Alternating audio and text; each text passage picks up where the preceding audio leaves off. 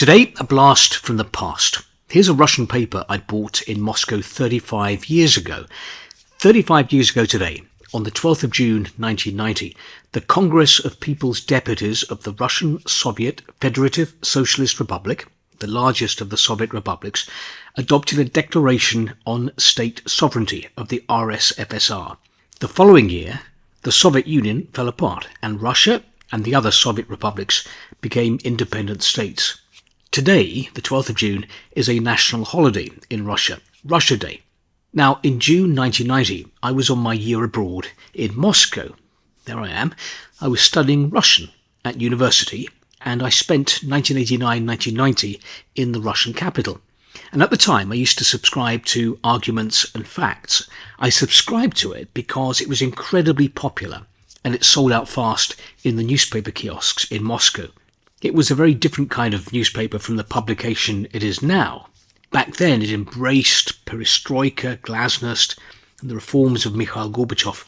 I kept this copy from the 16th to the 22nd of June 1990 because I thought at the time it was important and that this declaration on sovereignty was a key moment.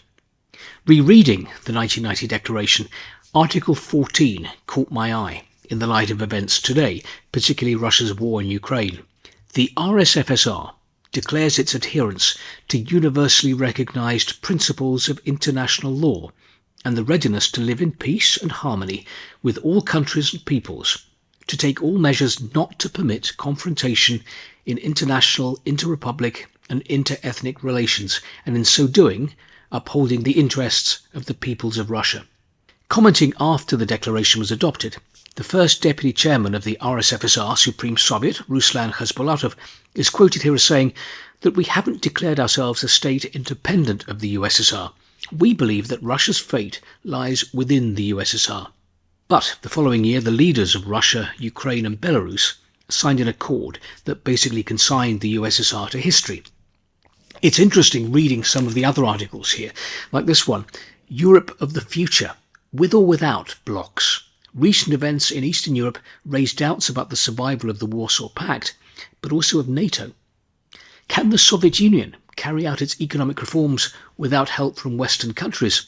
For example, will Ireland help us? Glasnost in the KGB. In response to readers' questions, the KGB here defends increasing salaries for its staff and insists that current KGB employees played no part in Stalin's repressions.